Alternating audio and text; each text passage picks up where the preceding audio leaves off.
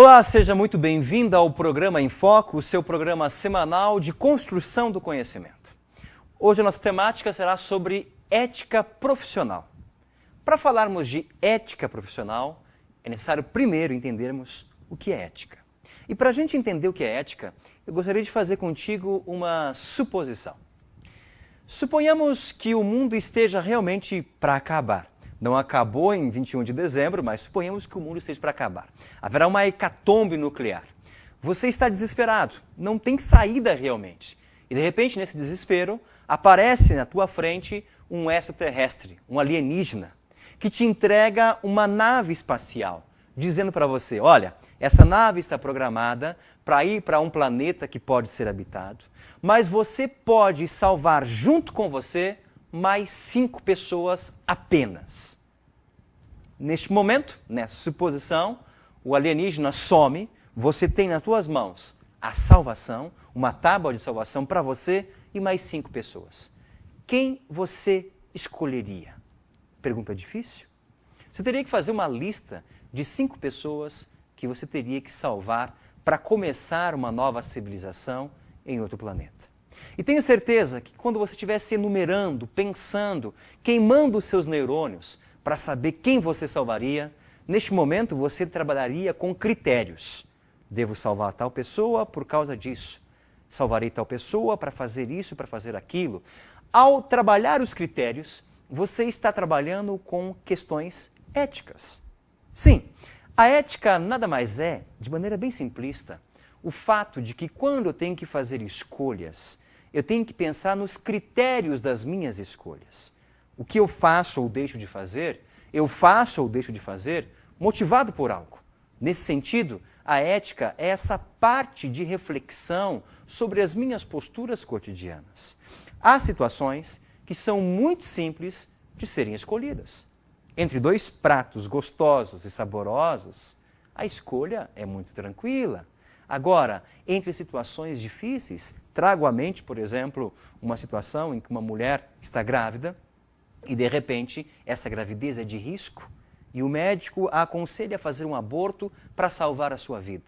Ora, neste momento, a escolha é mais criteriosa, a escolha é mais detalhada, a escolha é mais difícil e deve-se elencar todas as possibilidades para se realizar essa escolha.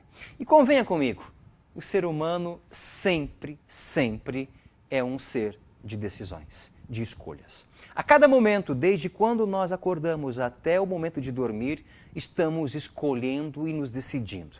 Podem ser escolhas pequenas e bobas. Que roupa eu vou usar, que meia, que sapato, que perfume.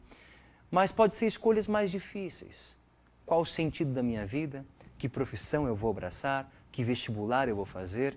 Caso ou não com ciclano, caso ou não com beltrano. Ora, tudo isso são escolhas mais complicadas. O humano é um ser de escolhas e por isso essas escolhas sempre se faz num âmbito da ética, ou seja, da reflexão. O humano sempre se questionou sobre a ética, porque ele é um ser de decisões, de escolhas, de posicionamentos. E ao questionar-se sobre a ética, o humano sempre perguntou, desde os gregos antigos até hoje, afinal de contas, o fato de eu buscar a minha vida, de eu buscar decisões, os critérios que eu uso, são uma essência humana ou são uma convenção social? Traduzindo, o fato de nós sermos éticos nasce com a gente ou é a sociedade que nos oferece esses critérios de escolha? Há uma história bem interessante que Platão nos conta num dos seus livros, lá do século IV a.C., que é chamado o mito do anel de Giges, que vai ilustrar essa pergunta. Afinal de contas, a ética é uma essência humana ou é uma convenção social? O mito é mais ou menos o seguinte. Diz que na Lígia, o grande rei Giges lá vivia, e ele tinha pastores que todos os dias vinham ao seu palácio buscar as ovelhas para pastar. Um desses dias, um dos pastores chegou, pegou o seu grupo de ovelhas e foi até o monte levar as ovelhas para a pastagem. E de repente lá, após o almoço, houve um terremoto que abriu uma fenda no chão e o pastor ficou assustado e adentrou naquela fenda. Foi adentrando tão fundo que chegou justamente à região do Hades, que na mitologia grega era a morada dos mortos. E lá esse pastor encontrou um morto que havia um anel em seu dedo. Retirou esse anel e roubou esse anel, porque ninguém estava olhando. Voltou à superfície e colocou o anel no seu dedo. E de repente começou a mexer o anel, mexe para cá, mexe para lá, foi conversar com seus amigos pastores e percebeu que os pastores não conseguiam perceber a sua presença. Ele estava invisível, assustou-se, mexeu no anel, conversou com os pastores e eles conversavam com ele. Esse pastor percebeu que aquele anel ele tinha um poder mágico. Dependendo do lado onde se girava o anel, ele ficava invisível. Voltando o anel, ele voltava a ser visível. O pastor, então, teve uma ideia. Bom, já que ninguém me vê, vou aprontar as minhas. Ficou invisível, foi até o palácio, matou o rei, seduziu a rainha e tornou-se o novo rei. Ora, o que Platão nos mostra com essa história tão inocente, com esse mito? Platão está levantando a questão que até hoje aborda a humanidade. Afinal de contas, quando eu ajo bem, corretamente, eu ajo porque eu creio que isso é justo ou porque tem alguém me observando? Eu não jogo lixo na rua simplesmente porque eu acho que isto é bom ou porque alguém pode me denunciar e pode ver. Eu não roubo alguma coisa no mercado porque eu tenho conceito, tenho critérios que isso é errado ou porque a câmera está me observando. Esse é o questionamento de Platão. Afinal de contas, os humanos agem certo ou errado porque têm convicção do que é certo ou errado ou porque tem alguém observando? A ética é algo intrínseco ao ser humano, dentro de nós, ou extrínseco, nos colocado mediante convenção social? Essas questões atravessam os séculos e até hoje nós nos questionamos. Afinal de contas, a ética é uma postura minha ou é uma postura colocada em minha existência? Nós vamos para o nosso breve intervalo e voltamos já já com algumas questões sobre ética profissional, depois dessa abordagem sobre o que é ética. No primeiro bloco nós falamos de um conceito bem geral do que é ética. Ética é a reflexão que eu faço sobre as minhas escolhas, é tentar entender os critérios de minhas decisões. Vimos que essa questão, se a ética faz parte da natureza humana ou é convenção social, sempre esteve presente na humanidade, desde Platão, que nos contou o mito do anel de Giges, até justamente hoje nós comentamos se nós agimos porque essa postura nossa está dentro de nós, é intrínseco ou é extrínseco, colocada a nós por convenções, por normas ou por leis. E a questão é possível falarmos também de uma ética profissional? Na minha atuação como cidadão, como profissional, no meu espaço de trabalho, de emprego, na minha empresa, eu preciso ter ética, posturas de decisões? Eu preciso trazer alguns valores? Posso desenvolver algumas virtudes nisso? Eu creio que sim. E sobre as virtudes necessárias para a ética profissional, nós vamos agora elencar algumas. A primeira virtude para um bom profissional: honestidade. É a primeira virtude no campo profissional. É um princípio que não admite nenhuma relatividade, tolerância ou ainda interpretações circunstanciais. O que significa isso? A pessoa honesta não usa de meias medidas. A pessoa honesta não usa de uma medida aqui, medida ali. Ela não possui duas análises de um mesmo fato. Ela tem presença, tem postura. No campo de nossa atuação profissional, é necessário sim a postura de honestidade. E mais, honestidade desde as pequenas coisas até as grandes coisas. Há um preceito dos evangelhos muito interessante que Jesus usava sobre a questão da honestidade, que dizia que quem é justo e honesto nas pequenas coisas, também o é nas grandes coisas. Por isso, essa busca por ser honesto, não admitir duas medidas, é fundamental para um bom profissional. Segunda virtude que é necessário buscar sempre na ética profissional: a questão do sigilo. O respeito aos segredos das pessoas deve ser desenvolvido na formação de futuros profissionais, porque se trata de algo muito importante. Na informação sigilosa, é algo fundamental para as pessoas preservarem o silêncio e também a questão do respeito ao outro. Existem profissões que vão lidar constantemente com o que o outro vem conversar conosco, trazer para a gente. psicólogos, médicos, profissionais da área de saúde, líderes religiosos, profissionais de RH, constantemente recebem nos seus ouvidos, no seu coração, às vezes um desabafo, uma confidência, uma confissão. Há situações em que a pessoa entrega para esse profissional toda a sua vida em pequenas palavras. É interessante que o profissional também tenha um respeito pelo sigilo, ou seja, aquilo que a pessoa lhe entregou merece ser preservada numa relação sigilosa. O bom profissional que tem a virtude do sigilo consegue justamente alcançar vários postos em empresas importantes. Terceiro conselho para a questão da ética e das virtudes profissional. Competência. O conhecimento na sua área, na área de ciência, tecnologia, é fundamental para aquele profissional que quer realmente se destacar. O profissional competente é aquele que sabe dominar a sua área de saber e que prima pelos serviços e pela boa qualidade. O profissional competente é aquele sim que vai dominar o que aprendeu e vai saber traduzir isso que aprendeu em gestos concretos de vida. Lembro de uma vez que eu perguntei a um padre por que em todas as missas, ele tinha mais de 20 anos de padre, mas em todas as missas, ainda no altar, ele abria um livro chamado Missal, que é o livro de orações. E eu lhe perguntei, padre, mas o senhor faz 20 anos que reza a missa todos os dias? Não conseguiu decorar esse texto ainda? Para que esse texto? E eu lhe disse, quando lê, a coisa fica morta, sem vida. E ele me respondeu bem assim, André, a função de um líder religioso, ao ler um livro religioso, é traduzir aquelas letras em vida. E neste momento eu entendi justamente que cada profissional, quando domina a sua área de saber, não pode simplesmente dominar algo morto, fossilizado, mas na sua atuação deve também traduzir em vida aquilo que ele aprendeu. Este é o programa Em Foco, conversando hoje sobre ética profissional.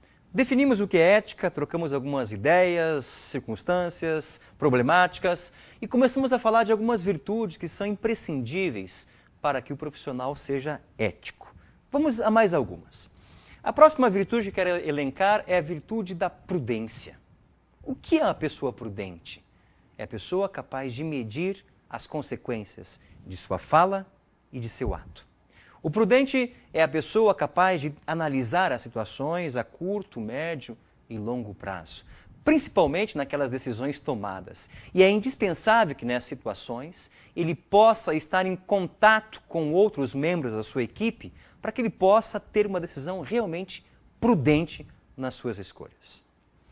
Outra virtude para um bom profissional, a coragem. Há momentos em que o profissional tem que ser ousado nas suas escolhas, nas suas relações. Lembro de uma história, essas historinhas que nós sempre ouvimos de empresas. Diz que um trabalhador estava há 4 anos numa empresa, chegou para o seu superior e falou, chefe, eu fiquei sabendo que o fulano de tal, o Roberto, que está aí há 6 meses, que tem a mesma função que a minha, já vai ser promovido. Por quê? Eu estou aqui há 4 anos. O seu chefe nem lhe deu ouvidos, disse bem assim, por favor, meu amigo, vá até lá embaixo na frutaria e veja se tem abacaxi. Eu estou pensando em colocar abacaxi como sobremesa no almoço hoje. Esse rapaz não entendeu, mas foi lá. E voltou 5 minutos depois. Disse bem assim, chefe, eles não têm abacaxi não. E o chefe lhe disse, mas quanto é abacaxi? Ah, não sei, não perguntei. Mas que fruta poderia substituir abacaxi? Ah, também não vi. Você não pesquisou em outro lugar? Também não, chefe. E ele disse, espere um pouquinho, já vamos ao seu problema. E chamou esse rapaz, que havia 6 meses na empresa, chamado Roberto, e fez o mesmo pedido para ele. Roberto, por favor, vá até embaixo na frutaria e veja se tem abacaxi. Eu quero oferecer abacaxi como sobremesa no almoço hoje. O Roberto foi e voltou em 10 minutos, dizendo bem assim, chefe, eles não tinham abacaxi nessa frutaria, mas eu fui na outra, a 2 esquinas daqui, e lá eles têm abacaxi. O preço é R$ 1,50 o quilo, eles também podem oferecer um desconto de 10% se for em grande quantidade, e também ofereceram maçã, banana e laranja como sobremesa se comprarmos isso todos os dias. De repente o chefe voltou-se para aquele que havia pedido o emprego, promoção de emprego, e disse bem assim para ele, o que a gente estava conversando mesmo? E esse rapaz saiu cabisbaixo, porque ele não foi ousado, não teve coragem de ir além daquilo que lhe estavam pedindo. Simplesmente cumpria a sua função no que era mandado. Outra virtude profissional é justamente a questão da perseverança. O perseverante é aquele que também é ousado, que corre atrás, que mesmo em situações difíceis, ele não desiste. O perseverante é aquele que vai até as últimas consequências, porque ele sabe que há em jogo um projeto comum. Não está em jogo apenas o seu salário, não está em jogo apenas uma ordem recebida. Está em jogo um projeto comum, que é o projeto de toda empresa, de todo grupo. Sejamos também perseverantes. Outra virtude do bom profissional é a compreensão. Há momentos que nós não saberemos o porquê nós executamos aquelas tarefas, mas são necessárias. É necessário, então, que a gente possa facilitar o processo de diálogo, que é tão importante no relacionamento profissional. Compreender o outro no seu jeito de ser e de atuar. E a última virtude que eu gostaria de elencar contigo sobre a ética profissional é a humildade, que para mim é a rainha das virtudes. A palavra humildade vem de humus. Humus, em latim, significa terra. A pessoa humilde é aquela que reconhece o que ela é, nem de mais e nem de menos. A pessoa humilde não é aquela que se humilha diante do patrão, diante do superior. A pessoa humilde é aquela que age de acordo com a sua situação. Lembro de um fato que me contaram uma vez do cardeal de São Paulo, Dom Paulo Evaristo Arnes, que nós conhecemos por ter lutado pelos direitos humanos, ter combatido a ditadura no Brasil. Ele, na época que trabalhava com os moradores de rua, certa vez, os moradores quiseram fazer uma homenagem pela sua atuação diante dessas minorias.